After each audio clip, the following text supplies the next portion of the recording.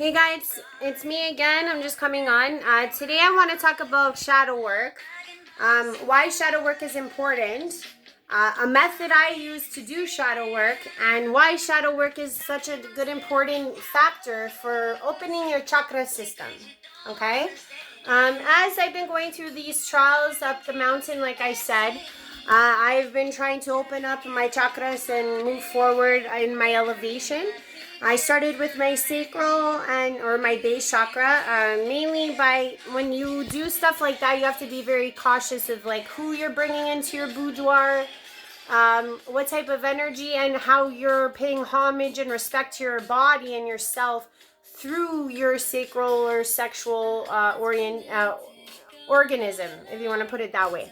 I like to look at my solar plexus as my gut. So when you're thinking about your intuition, your gut feelings, in order to work better with your solar plexus or your intuitive energy, I find it best to believe in what you're getting and to react to it and act on it, because it's going to give you your like chakra more power because you're following suit with what you're doing. Then we also have our heart chakra. A very simple way to work with that is to love yourself and to love others and to work through Yeshua, JC's teachings opens the heart quite well. We are all damaged in the heart, but always love like you've never loved before and always dance like no one's watching, and I guarantee your heart will turn on. The throat chakra, I just got that on not too long ago. And the reason why I got it on was because I started speaking my truth and actually being honest with who I am to others. And I realized that almost 40 years old, because I got it open, I can sing. So that was a very good thing. But I am now going for my eye and my crown. But this is specific to my crown. I'm working on the crown right now. And the crown is to, how you open that up and how you work on it is to really dissolve all these pessimistic feelings you have that you are not good enough, that you are not someone who deserves certain things. Your crown will stay closed. How you claim your crown is to go after your sovereignty, your actual God-given presence on this planet that each of us have been endowed. It's not just for chosens, it's not just for special star seeds, this, that, the other thing. We all have souls. For those who have souls, if you don't have a soul, then this doesn't apply. But if you have a soul, you are a God spark. You are a essence of God standing in form on this planet. And you are all important. So the thing is that when you want a better world for yourself, for your children, for whoever, that's your crown. That's dealing with your crown, and that's opening up your crown, and that's what I'm working on right now. So I figured I would share this with you guys because I had to do some shadow work in order to try to open this up. Because this Sunday, I'm going to be telling my Facebook familia that I am a channeler and that I'm moving into mediumship type of work. And that's going to open up or help open up my my crown chakra. So the reason why I'm bringing this up today, I want to show you guys how I do it, because maybe that will help you, not just for your crown, but for all chakras that you're trying. You have to find what we call the underlying fear. Okay? So for me with my crown, my underlying fear was trust and fear of, well, most of us have it, but fear of failure and or success. All to do with trust. So I'll show you guys my board. You know, you got my board, my elusive board. So I have my shadow work side, and I have my trauma side, and I have trust. That is the main underlying, I guess what you would call, like trust would be the kernel of truth that you work with that sprouts out the fear. And when you're doing shadow work, you have to find out which traumas trigger this trust factor, this trust issue. That is pertaining to me. Everybody's different. Why I'm scared to put on my crown is because I'm scared that I'm going to fail. I'm scared that people won't accept me. I'm scared that maybe I'll be a success and I'll have to be out there. That is my big fear. Okay, to put on my crown, to take on my sovereign place in this world. And you might have a different fear or issue. But I'm going to be sharing 3 of my traumas that I realized to release this trust issue. And I hope, and I'm being like totally bluntly honest with you guys, so please bear with me. Like, this is very hard for me to do too. but I'm trying to show you how I do it so I can help you guys out, okay? So for me, like I said over here, I have my 3 traumas. I got my 5-year-old self trauma, my mom, and scapegoating from my friends. Now, what happened to me when I was 5 was I was playing in the schoolyard with a couple friends of mine, and some teenagers got into this nook that we were in and tried to bully my 2 friends by making them move the skipping rope. And when I saw the fear in their eyes, I decided to try. And mind you, I'm 5. This kid's like 17 or 18 at this point, trying to bully us because he wants to jump the fence and leave. And he tells my friends, like, hey, move this rope and da-da-da-da-da-da. And I just ended up chiming up and saying, hey, buddy, why don't you just jump over the rope? I got beat up for it pretty bad. And by the time the kids managed to get the teachers over, the teenagers were long gone. They had already hopped the fence, and I looked like I was just crying and bleeding for no reason. But what that did to me was it put me in this state of fear that anytime I were to speak out for what I believe in, I was going to get hurt. So that was something that tarnished my way of looking at the world. It gave me mistrust that somebody would stand up for me, mistrust that I was allowed to speak my truth without receiving any type of reactive nature from someone, or reaction, or repercussion for saying my truth. So that was my first trauma that I had to tackle. The second one was the same thing to do with trust, was my mom and dad. I grew up with 2 parents that were always so scared of everything. So they would be there for me for baseball, for swimming, for anything else. But when it came down to me having my ideas, showing them who I am, I always got the same reaction all the time, which was like, oh, Ashley, are you sure you want to do that? And because of that outreach to them, always looking for their approval, okay, I started realizing like, oh, I can't even trust them. I can't even trust them to believe in me. How can I believe in me if my own parents don't believe in me? So that started to play on my mind, just like all kids do, you know what I mean? And it put a lot of mistrust in myself. So that's my second trauma. My third trauma came from when I have friends that I'm no longer friends with. That all happened when I got my throat work. I did my shadow work for my throat. I lost practically all my friends. And that's okay, because they weren't really my friends to begin with. They would have still been here if they were.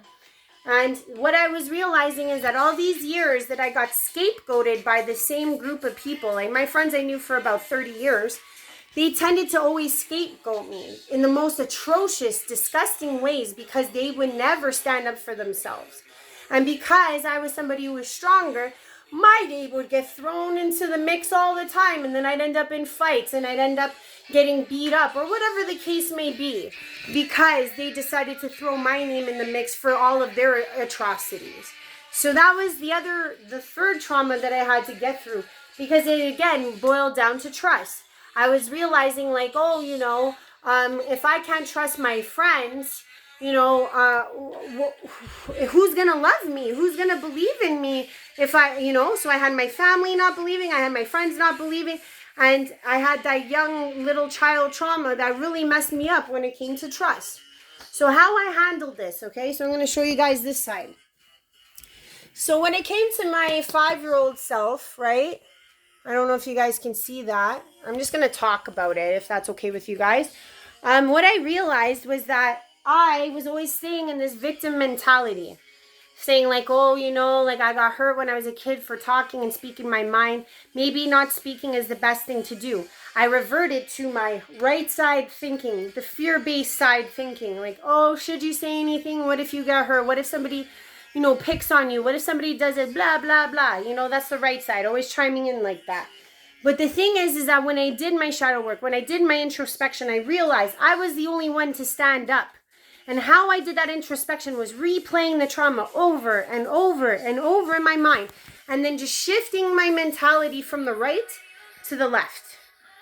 Saying, instead of being fearful, realizing what I truly did do, which was sacrifice myself so my friends wouldn't get beat up.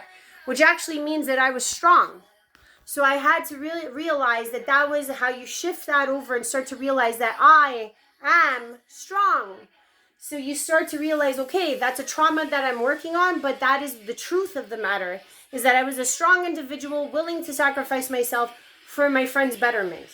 The second one, when I talked about my parents, and what happened with that was because I was mistrusting in the fact that I could do anything. I would always procrastinate, and I never finished my projects because I was always doubting my ability to do anything, because my parents were always shutting me down and shutting me down and shutting me down. So what I realized through all these years of doing this type of shadow work was that this also did not just thwart me, but at times it actually amplified me and made me better, because I started realizing like, oh, I'm going to prove them wrong. I'm going to make it and I'm going to prove them wrong. So in some instances, you know, these type of traumas can do both. But in my case, it did more of the reciprocal, which was to make me mistrust in myself. And the only way I got through that was proving to myself and to them that I could do these things. And then as time went on, I realized I don't need their approval anymore. And that starts to fall away. And then you just have to prove to you that you are capable. And that is I know a lot of us have that one. So, hey, with that sovereign crown that we're trying to put on, that's probably one that's going to end up on your list too. And the last one, with the scapegoating of the friends. Like I said, the atrocious things would happen. I'll give you one example. The last example I ever had before I cut these people out of my life. A couple summers ago, I went to go visit them up at the beach, because they have trailers up there. And they were commenting on one of the mothers, one of the, the mothers that have a trailer up there they're supposedly friends with. And they were criticizing this woman behind her back because she was wearing a thong bikini, you know. And you know why they were criticizing her? I know deep down inside what it was about. It was because they were jealous of her. She was a mother of 3 and her body was banging and she looked great. And my friends who had had similar amounts of children were not doing as well in the bodily, but bodies are beautiful. But I'm just saying, like, this woman looked great. They did not. So they were criticizing her for wearing a thong bikini.